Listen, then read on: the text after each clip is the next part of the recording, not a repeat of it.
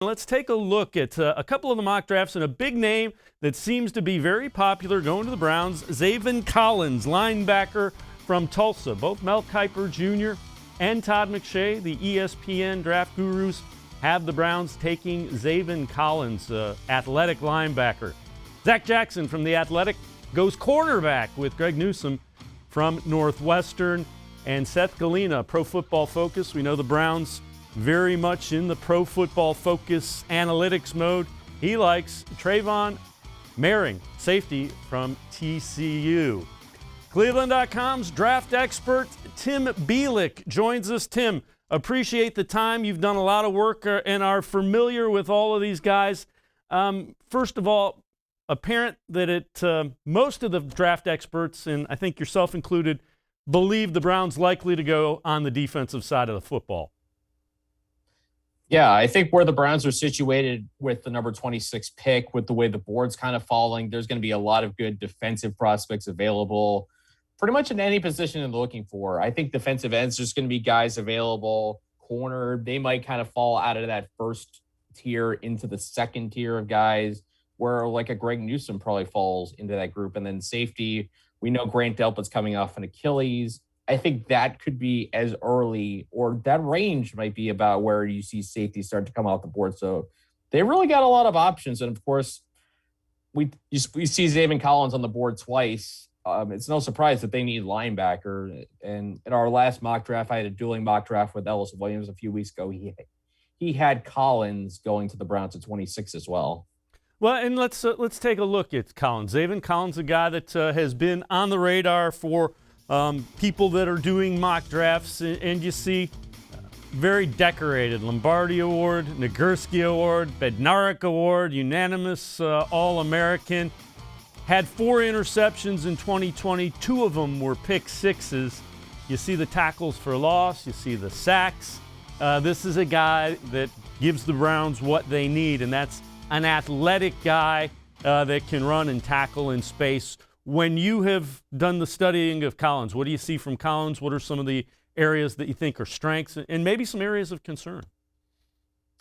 Well, I think the biggest thing with Collins is, I mean, he's 260 pounds, but he moves and plays like a guy who's lighter than that. And I say that because, again, he's a big guy, but when I've watched him in a lot of highlights, especially dropping back, he's pretty good at reading plays. I believe one of those pick sixes might have been an overtime game winner, if I remember correctly. But the way I've seen him play, he moves very well, which obviously if you're going to play linebacker in today's NFL, you need to be able to move and you need to be able to cover. You need to be able to go after the quarterback. And from those aspects, he really seems like as good a 3-down linebacker as there is in this draft. I mean, you don't win the Bednarik Award, especially at Tulsa, unless you're really, really, really good. And Zaven Collins certainly fits that mold. When it comes to 26, the only question I had, and I mentioned it in my dueling mock, is not so much about the player, but the position itself. I mean, it depends on how analytic thinking values the linebacker position compared to some others like defensive end or corner or something like that. If they took Collins, I would completely understand it because he's an outstanding talent. And if he becomes a Pro Bowl linebacker, like he certainly has the talent to do, that would still be a really good pick. Plus, as much as you look at how defenses are going more multiple, they're going to have to go to more defensive backs more often.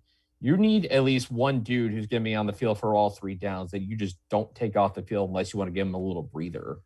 Does he give the Browns that upgrade of speed that they're looking for, do you think, in the middle of the field? Because, or if you play him outside, but the middle third of the field, if you will, the front, the linebackers, that middle section. Does he upgrade the speed significantly, do you believe, in that group? I think so, yeah. The biggest thing when you see the 4 interceptions is clear he's got good coverage ability. And we've seen throughout the past that the Browns have had problems covering tight ends, and considering the teams they're going to have to play to get to the Super Bowl, the Ravens have Mark Andrews, the Chiefs have Travis Kelce. You need a linebacker or just a guy who can cover those guys. And Collins can move well, but he physically matches up with those guys extremely well as well. So that's a positive in his direction. Another guy that we're going to talk about who is mocked to the Browns by one of those draft experts, Zach Jackson of The Athletic. He says the Browns would take Greg Newsome. That is a cornerback from Northwestern. Decent size, first team all Big Ten. You see the passes defended. Tackles, interception in 3 games due to the shortened season. What do you think about Newsome? What do you see with Newsome? Well, I think I look at corner. I look at the top 3 guys of this class: Pat Surtain from Alabama, Caleb Farley for Virginia Tech, J.C. Horn of South Carolina. I think Newsome is in that second tier with a guy like Eric Stokes of Georgia, Asante Samuel of Florida State, Elijah Molden from Washington. Newsome's been a guy that's certainly risen up the rankings in the past few months. He's a guy, obviously, you mentioned that 6'1". He's got height, could stand to probably add a few more pounds, but he's very athletic, very fluid, and he plays the ball very well. I know he's got 1 interception, but in some ways, I think that can be misleading in some ways at times, because I feel like with the tools Newsome has, again, the athleticism, the length at 6'1", if you're a team like the Browns looking for a long corner to put opposite Denzel Ward, this is a pretty good option to go for. And I think there are a few similarities between Newsome and Horn.